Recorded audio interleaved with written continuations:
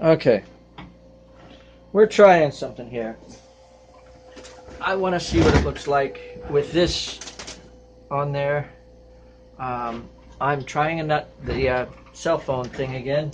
Main reason I realized is I went over a couple of videos, and the crispness is so much better than what I can get when I do a live video feed. I think it has something to do with the upload and the download speeds, and the just didn't turn out as well as it could have anyway. So I'm gonna give this a try, of course, and see how it works. Ah, fire, fire, yeah, yeah. And you'll notice I don't have my didymium lens. I have a pair of glasses on at the moment, so you can't see that. But I can.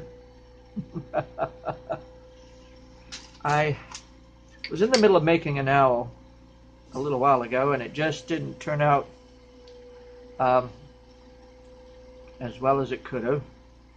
And I'm making another one. Basically the like the owl ornaments that I did just a little while ago. You know how that is, right? Right. Okay, I'm gonna knock this in half. See how that works. Only need, you could do it with the long lengths, but the holding in your hand the weight balance is kind of okay. Well, anyway, you get the idea. Okay. I'm gonna put a tail on this guy and a loop on his head.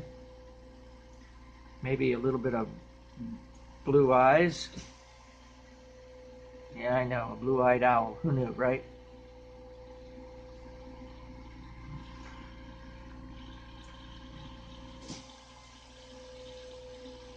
So, I know this is sort of a, like I say, I'm just trying it again this way, and just to see what the detail looks like. And of course, you've already seen me do these owls before. Okay, I added a little bit to where I'm going to put the tail. And I'm going to let that melt in a little bit. I should have done it while I was doing it. In other words, let it sort of flow in instead of sort of flumping it on there like I did. Trying to think of three things at once. What can you say? Usually when you do something like that, just stick it on there. That's exactly where it's going to give you problems. It's going to crack and stretch and break right at that spot. Usually. Unless you anneal it properly. Even then it still has the iffiness to it, if you know what I mean. Now the loop on his head. Use this.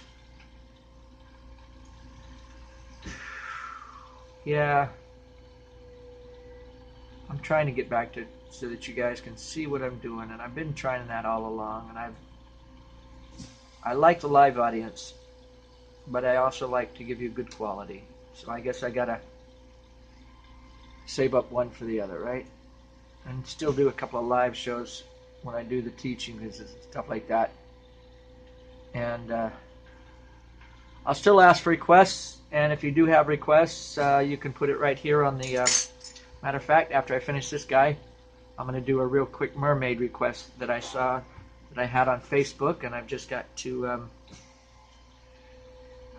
do it, because I can. There's a couple other requests that I've got to work on too. I've got several things. Cook with his hand in 16 other things that's got to be cooked, and saying, oh yeah, I'll get to it. Wrong. You never get to it. Anyway. Cold weld. Now let's make the feet. And these feet, you can do dual feet, but I just do one. So like foot, like both legs are together, basically. Works out well that way.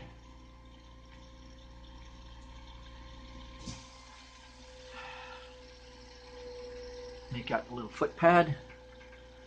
Then I put 2 in the back for each set of back claws on each side, and then 4 in the front. And you know, I always do 2 toes per leg, but this is 2 toes for that side, and then 2 toes for this side. There we go. Melt it in, press it down. I hope that wasn't out of view. And let's give it just a little bit of a line in the middle. Oops, you get a little bit more to that side. Flatten both of these. We don't want the owl's eyes to be bulging out of his head now, do we?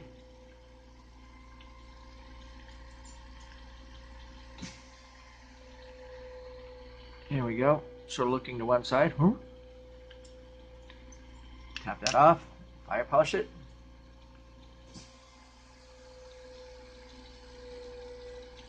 Now, we're going to do a mermaid with dichro body. Matter of fact, I'm going to use this for the body. And the rest of it's going to be this right here. Okay, we're going to kick it down just slightly here.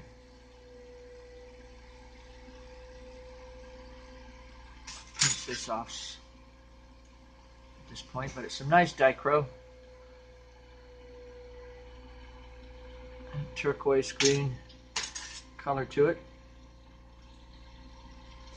So it should do quite the job for the body. Okay. Mermaids. Now again, it's just like my angels. And basically any body that I end up doing, to begin with, I put the arms out to the side and then decide whether I'm going to move them in a different direction later. But that shows that I can put them on there. Now mermaids, I usually, but I'm not going to make this one too top heavy, as it were. Okay. Here we go. The body. Here's one arm. Here's the other. I hope this is coming through. If not, you'll never see it, right? Right. But I got to start using these cameras to my advantage instead of my disadvantage. And I thought about doing it with the 1080p that I just got. I think I'm going to use that for the webcam camera. Actually, I'll put it right in front of the camera itself. I mean, in front of the chat room camera, so that I would be looking straight at you guys when I'm talking instead of looking at you when I do the laptop thing. Anyway, okay. Basically, we got the body down, and I put a head on there. Now the hair, I just sort of do a curlicue that way, curlicue that way. And then I just pull it down, like so. And I do select the fold and pull method that I usually do with the horse's tails and stuff like that. And it gives it some nice flowing. And I also do another little curlicue right there in the front, so like a bangs or whatever you want to put them, whatever you want to call them. Then on top of that, I'm going to do a loop on the top of her head. And I'm doing the loop front to back so that it can hang on a pendant piece more readily without too much trouble. Right? Right.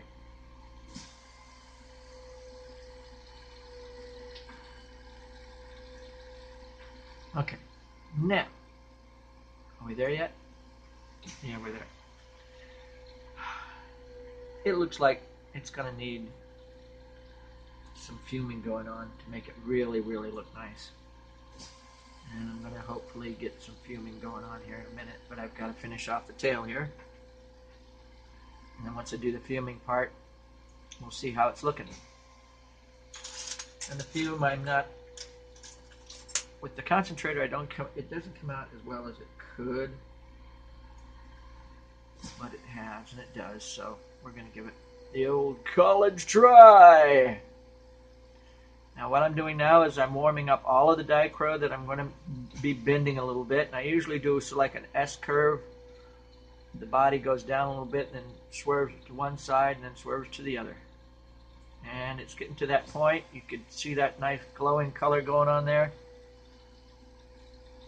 And I just gently, and I mean real gently, start to pull it in the direction that I want it to go in. I'm not trying to force it. I'm just trying to say, hey, let's work together here. And curlicue it around the other way, like so. And sometimes I don't like where it didn't S-curve as much as I want. So I'm going to heat up. There we go.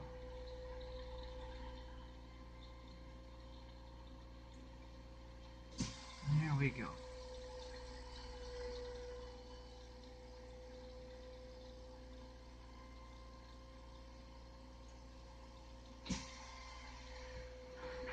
I think I'm going to use green exotic. Of course, it's not around when you want it. Right? Alright, here we go. This will do.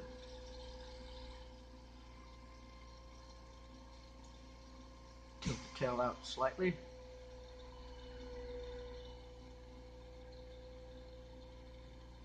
Drop that off.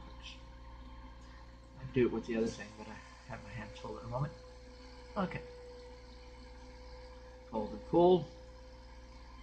Actually, you pull and fold. I know I say it backwards. I think that has something to do with my dyslexia. There you go. You might down the other side. There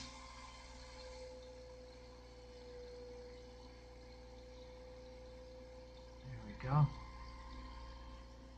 Now, let's see if we can't get some of that fuming going on. It's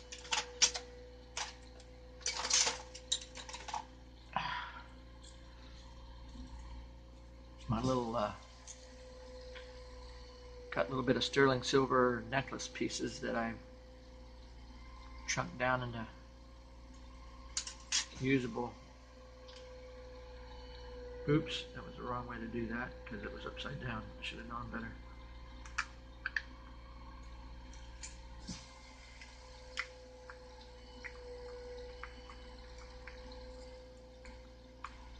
Did I just break that off? I guess not. Here we go. Just a little chunk of this. Tweezers, I guess, will help out a whole lot to pick out just a little shard. There we go. That's all you need. A little bitty bit of a bit. Okay. Now I'm going to heat up. This is just a piece of boro. I got to keep warming that a little bit for a while.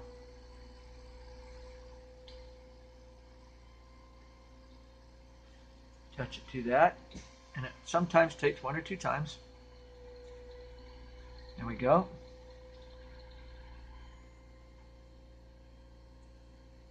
There we go. Now we're going to just fume the top.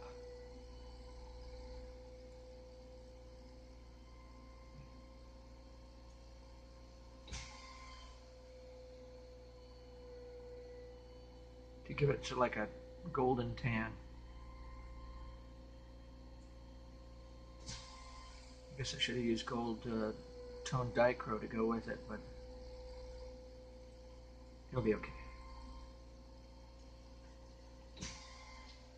And there we go. Oops. Hope you can see that. Oops. Tap and fire polish.